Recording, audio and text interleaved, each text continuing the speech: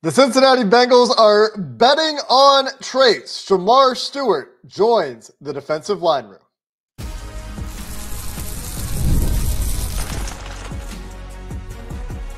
You are Locked On Bengals, your daily Cincinnati Bengals podcast. Part of the Locked On Podcast Network, your team every day.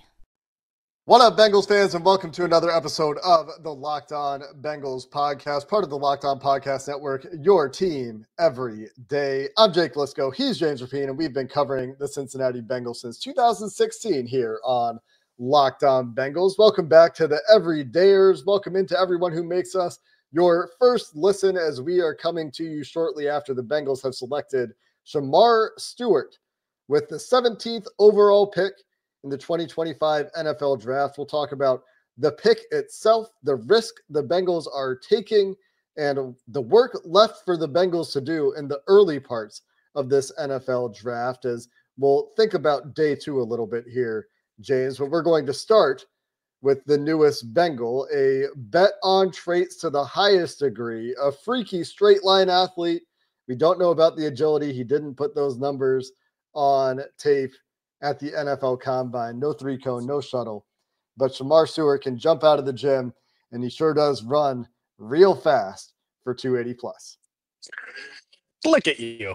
Look at you. Just getting into it like he's just, look, this is, it's a roll of the dice. There's no doubt about it. And what the Bengals are saying is that Shemar Stewart might not have had the sacks that they or every other team is looking for out of a college prospect. But what they would probably say is if he did, then he would have been a top 8 pick. And what they've seen is he checks every box but the sack box for them.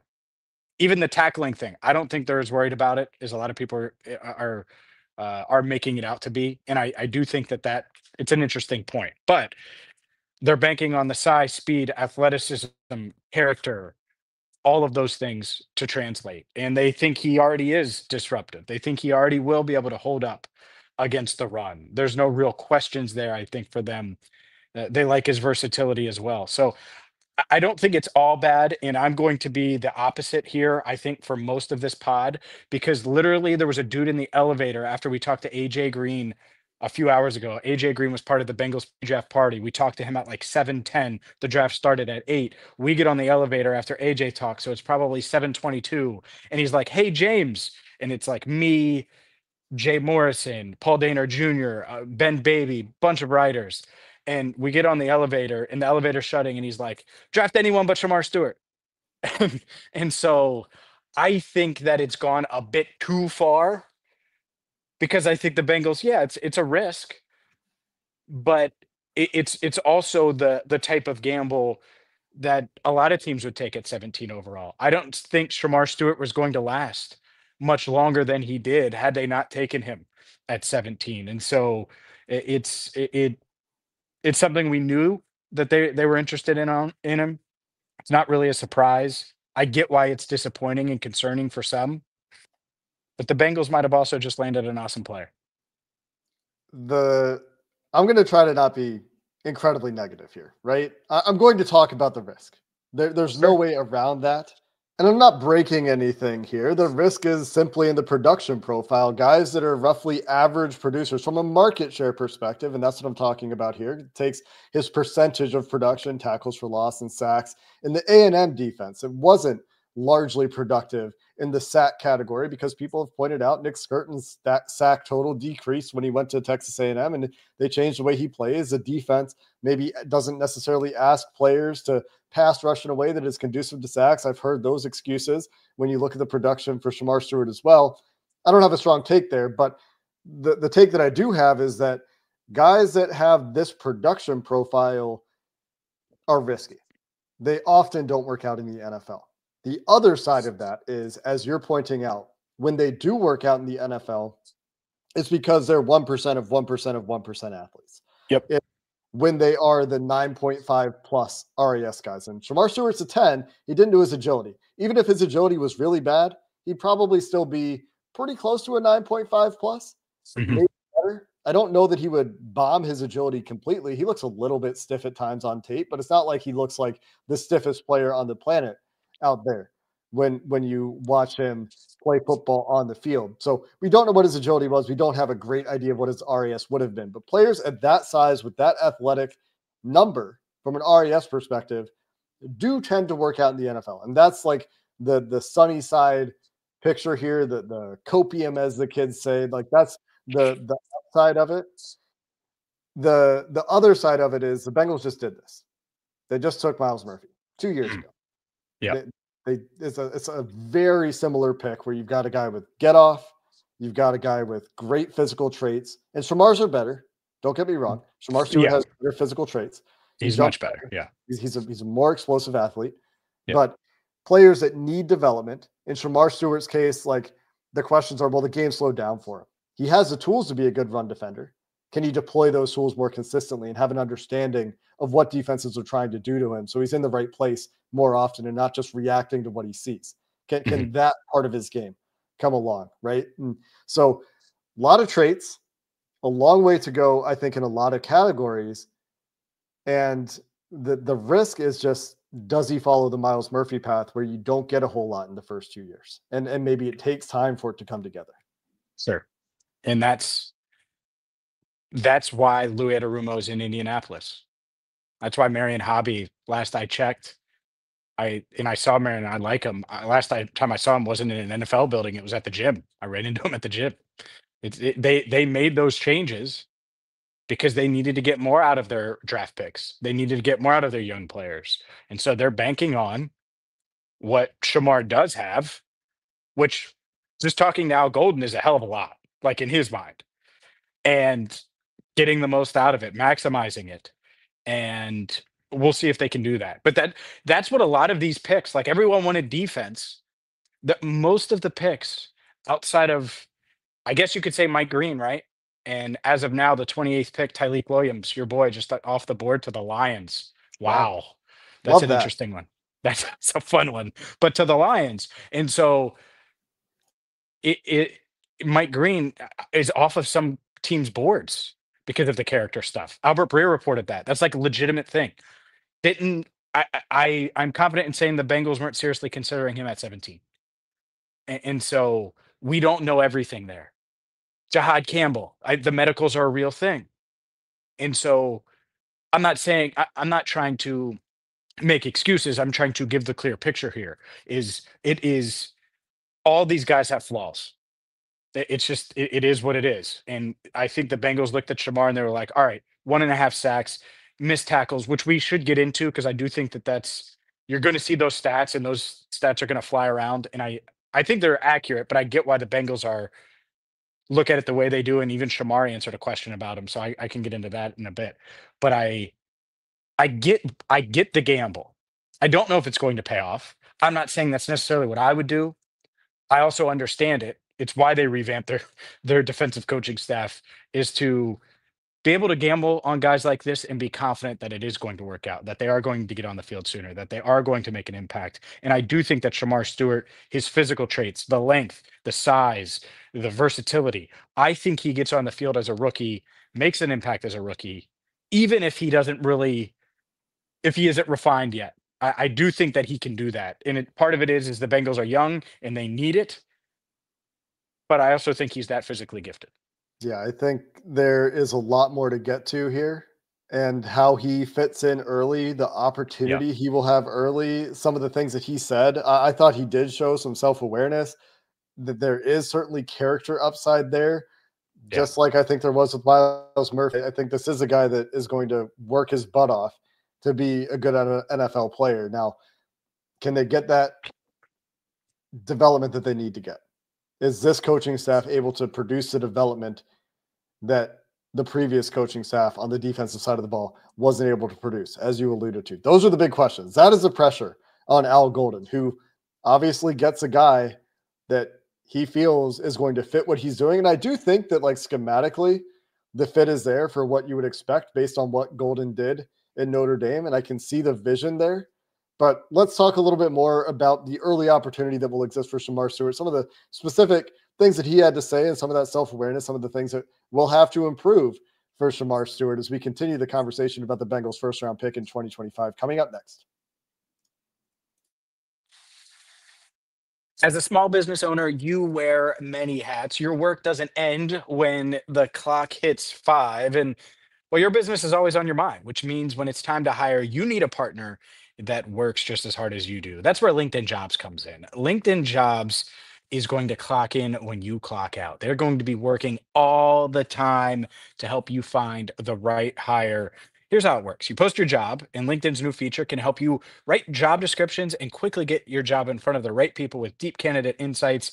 And a pro tip, add the hashtag hiring frame to your profile picture and double your reach to qualified candidates. No wonder 72% of small businesses say LinkedIn helps them find high quality hires. Post your job for free at linkedin.com/lockedonnfl. That's linkedin.com/lockedonnfl to post your job for free. Terms and conditions apply. James, let's talk about what the early opportunity will be for Shemar Stewart, because you're talking about how he'll contribute in year one. And I have thoughts on that. I was talking with Joe Goodberry and Bengals fans and draft guy Jared. We're doing a live stream that's still going as we're recording this episode. And we were talking about, will he be a starter? And when will he be a starter? When will that opportunity present itself to Shemar Stewart? And the discussion was right away. When you draft a guy at 17, and I think we talked about this recently, and I compared it a little bit to Amarius Mims. I would expect that competition to heavily feature Shemar Stewart, assuming Trey is still around, assuming that the signal here, and this is a bigger conversation, but assuming that the signal here is that this is just like many Bengals first round picks in the last few years where they're drafting for the future a little bit. They're expecting Trey Hendrickson to depart eventually, but not this year. Let Shemar Stewart get a chance to start opposite Trey Hendrickson. And let Myles Murphy back up Trey Hendrickson. He's been better on the right side. And on the other side, let Shemar and Joseph Osai and Cedric Johnson, whoever else is on the roster, right? Let them, and Cam Sample will be the other one. Let those guys compete and see who the best one is in camp. And if he can put it together quickly and understand things quickly, he should be able to get on the field if he can put those traits together. Now, big if. Sure. But given the draft capital used, given the traits, I mean, he's drafted earlier than Myles Murphy. I know he's a rookie, but I think that if that's the investment you're willing to make in the guy, that is the competition that you should see in camp. Yeah, and I think there are reasons to believe that he's more ready coming out than Myles. And if some of it is just the traits, sometimes that matters. Like I know people want to dismiss, like sometimes if you're bigger, faster, stronger, it can impact things. The length matters. Like his ability to be disruptive is something they need. Like they need to find a guy, and maybe it's Myles Murphy. I don't care really who it is, but that can be disruptive on the opposite side of Trey. Trey's going to be the one commanding the attention. I think the Bengals have all the belief in the world that Trey Hendrickson's going to be a Bengal, and all the intention to keep him a Bengal in 2025. Just to be very clear, like this does not signal the other way. I know there are some that have already said, "Oh well, they drafted an edge." I think Shemar. It's kind of funny. It's kind of like the Dax pick. I thought when they picked Dax's game complemented Jesse Bates really well, and it went together. I think Shemar Stewart on the opposite side of Trey Hendrickson makes sense if he can learn some of those things quickly, like you said. But yeah, if he can be this versatile piece that can one just set the edge and be an ultra athletic guy on the opposite side of Trey Hendrickson that sees a bunch of one-on-ones, he could probably make the most of those. And then who knows, maybe things work out and Myles Murphy or Joseph Osai is hitting the ground running, and then you can kick Stewart inside a little bit. And now you could be really cooking with Trey Hendrickson. So I do think that they complement each other well. And I agree with you. I think he will battle for that. And the thing I really liked is how motivated it goes without saying, right? But you're right. He was self-aware, didn't shy away from the sack totals, talked about how he needed to improve, that he was just scratching the surface. and then was asked about the tackling too. And this is what I Mhm. think is interesting. I want to go back and kind of watch because Al Golden, you saw the Al Golden stuff, I'm sure. I did not. I've seen nothing. Okay. All right. So Al Golden was asked about the missed tackles, and he was like, a lot of times Shamar gets himself in position where he's trying to chase guys down and gets close to guys that he has no business Mhm. really getting close to, that most won't. And he was so I think maybe that percentage number is skewed. And the other reason why I feel that way is we asked Shamar about missed tackles, and he was like, I don't think I had that many missed tackles. And teams chart them much differently than some of these sites do. So even if it is an issue, maybe it's not as big of an issue as some have said. And the Bengals clearly don't feel that it's as big of an issue because tackling has been a big issue, and they're going to put him on the field and expect him to make tackles in the AFC North and not only in the run game, but make plays on the quarterback. And obviously, that's the big thing. That's the thing that they need to get the most out of him. He needs to be able to finish. If he's going to be disruptive, which I think they expect him to be disruptive, he needs to be able to finish it off, get the sacks. They're banking on being able to get that out of him. It'll be interesting to see how that all plays out. That's what we obviously won't know until we see Shemar Stewart on the football field. I think there are a lot from judging from social media replies, judging from the replies in our Locked On Bengals insider group as we were sending out information as we had it as the pick approached tonight. People were not hoping to see this pick. And as we got closer, 2 picks away, I'm thinking, man, Arizona, nobody's really linked Arizona that hard to Walter Nolan. And then, of course, Arizona picks Walter Nolan. Then Shemar Stewart's a pick. Now that that's the reality, he's a Cincinnati Bengal. You're hoping that he hits that upside. At the same time, I can't help but remain a little bit critical here of the process. Once again, taking this big bet on traits, a player that needs to develop awareness, needs to develop a feel for the game. And that's a lot to ask of a rookie in a short time where you're really looking for rookie impact. And there have been many times that we've asked the Bengals not to try to draft for 2026, 2027, draft for the future. And I'm sure they don't think that. I'm sure they think that they can get a lot out of Shemar Stewart right away, right? They wouldn't have drafted him if they didn't think that those traits could come together. And they showed us and told us that this was possible. Duke Tobin said, sometimes you bet on the traits. You need a guy that can defend the run a little bit too, or a lot. And at 285, that's the scheme fit for Shemar Stewart. He can fit in to that role that Sam Hubbard played in this defense for the last, 8-9 years, and hold the edge on the other side of the defensive line. He has the size and the ability to do that if they can get him to consistently play with technique, which when he demonstrates that technique, he demonstrates it at a high level, but often does not use it. If he can play with that technique consistently, he can be a very solid baseline all-round defensive end. And it's truly defensive end, right? And he should be able to kick inside. The upside then is, as Dane Brugler writes in his Strengths in the Beast, rare athletic balance and fluidity for a 285-pounder and explosive off the ball with flexibility to turn the corner and flatten, long arms, natural power to separate from blocks, has a variety of moves that he's shown, cross chop, club rip, variety of swipes, and can set a hard edge. If he can put all of those things together, then the upside is you can move him all around and you can have him doing the crossover kind of stuff that you see the top edge rushers in the league do over the center. It's just there's some steps to get there. And that's what's, I think, a little tenuous about the pick. And that's why I think a lot of fans were gritting their teeth, I think, after Walter Nolan went off the board. Sure. And I get that. I do. I also think when you're drafting 17 and not 4, there's going to be an if or a but or a concern. And we'll see. Right? I mean, we'll see. Derek Harmon may blow up for the Steelers and be awesome. And then that's going to be the one too, right? That's going to be the comparison. There's always one. Well, it'll be Derek Harmon. Malachi Starks goes to the Ravens. I mean, the AFC North, man, just adding dudes. Like it's Mason Graham to the Browns. Like it's been a wild round 1. At least it's not Travis Hunter. And guess what, guys? And ladies and gentlemen, everyone listening, because we're going to get into day 2 in a second.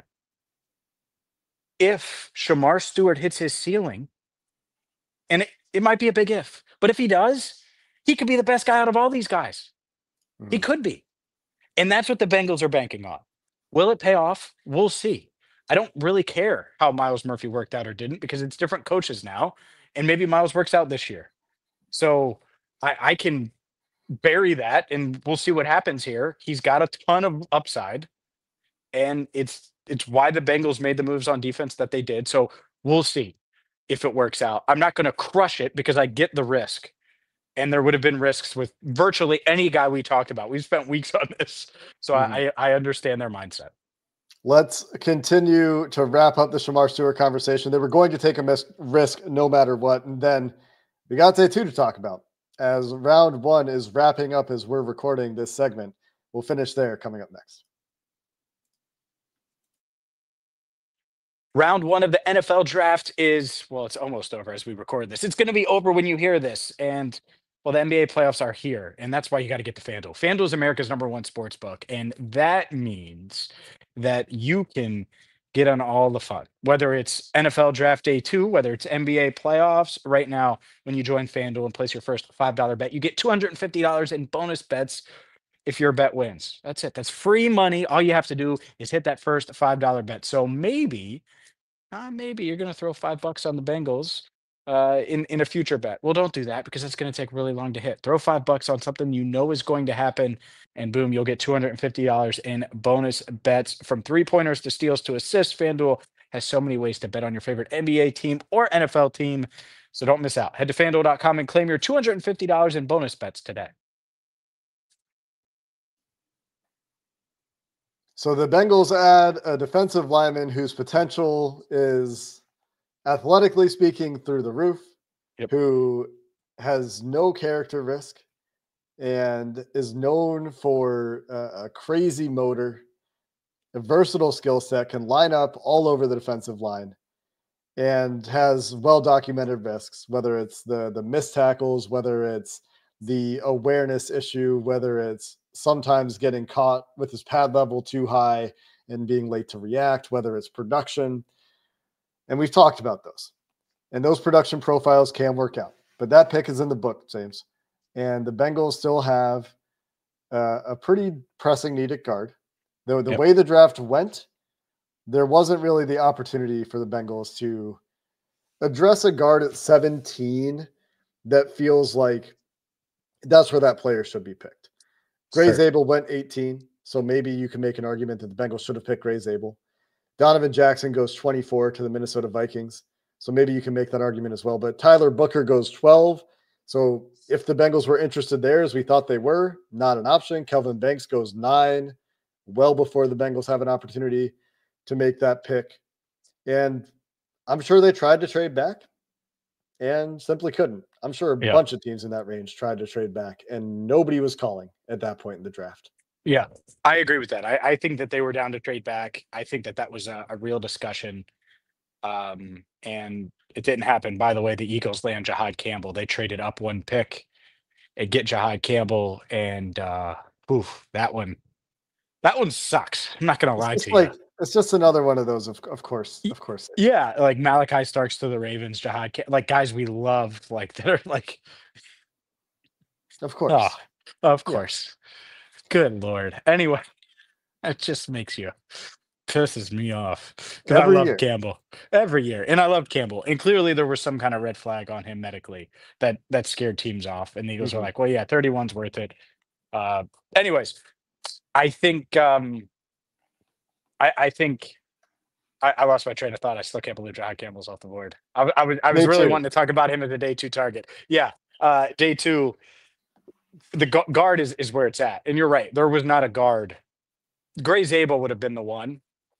And I don't think they were in on him at 17. I don't think that they viewed him in that range. And so I don't even want to mention the other Ohio State guy's name until we get pick 32, because he makes a lot of sense for the Chiefs. So I'm not even going to mention it. You don't either.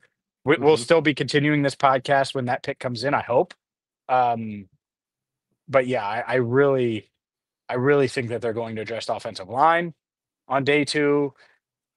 And then it's kind of open, and I wonder where they go. I mean, you could say defensive tackle for sure. You could say linebacker for sure. You could say, do they say is running back in there? It may be. And so I think that those are probably the 3. But safety, you forget about safety. Safety is one that could certainly be in the mix. I think there are worlds where Malachi Starks is a Bengal tonight, and instead, and was pretty high on the Bengals board. So yeah, I think just looking at it, those are some of the positions as I stumble through here thinking about Jahad Campbell going to the Super Bowl champs. Man, why you gotta say it like that? I mean, he top player in the draft. It goes at 31. Like, good God. There's a chance the Bengals go back to the defensive side of the ball on the interior. TJ Sanders is a guy who seems to have a falling stock in the 24 hours leading into the draft, but he could be an option at pick 49. As you mentioned, safety, it could very well be an Xavier Watts pick. That shouldn't shock anyone if that turns out to be the case. We've talked about Carson Schlesinger quite a bit throughout the process. If it's guard, we've talked about the guys they've met with, and many of them, of course, selected at this point. But Ariante Ursary, Jonas Avatanaya, and Tate Ratledge are the 3 that come to mind for me as some of the targets that I think we could expect for the Bengals, depending on what happens between now and their pick. Yeah, at 49. Yeah, I think that's fair. I'm looking here, and really, I do wonder. I wonder a little bit. Xavier Watts obviously would be second round, but I'll stick with offensive line here. You said everybody, I think. I mean, if you get to round 3, I'll just put offensive line together real quick. I like Dylan Fairchild, Emory Jones, Wyatt Milam, I think are probably in there. And so Charles Grant, Jared Wilson, some other guys that could be in the mix. So yeah, the thing is, Jake, let's just say they go TJ Sanders or Xavier Watts. They go with that guy.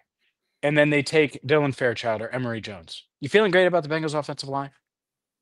No, they have to block Mason Graham and Derek Harmon now too. Twice a year. Dude, I know. And so that's what's so interesting here is like, even if they did get Tate Ratledge, let's say, you'd almost be like, all right, well, take another Georgia guy, take Dylan Fairchild round 3. Like take another guy and just really bolster the interior of your line. Like that's what's interesting to me is finding that balance, because they need. I don't know how you look at the AFC North right now and don't desperately take a guard immediately, as soon as you can. The way that these defensive lines are shaping up in the AFC North, the guys that they're going to have to deal with. Yeah, I do wonder. Do you just call Brandon Sheriff? And it is Sheriff, by the way. I confirm with Dan Horde. It's Sheriff. Of course you call him. Yeah, Dalton Miser, I don't care. I'd call him right now. Yeah. You want me to call him during the pod? Yeah, can you call him? Do you have his number? I could get it. I'm going to call his agent. So we're still. I might make him an offer here. We're still waiting for pick 32. Yeah, we still are. I just don't want to talk about that Ohio State guy. Well, I was going to mention another name you probably don't want me to mention, which is Nicky Manwari, who, as of the moment we're recording this, has not been picked. Why? What are you doing to me? That would be fun. Not to mention the Ohio State guy. Yeah, I know. That would be. Can you imagine how fun that would be? You talk about athleticism. You have Eamon Worry. You added significant athleticism to your defense. That's for Let's go. Yeah, you would. By the way, we debated like Starks and Eamon Worry.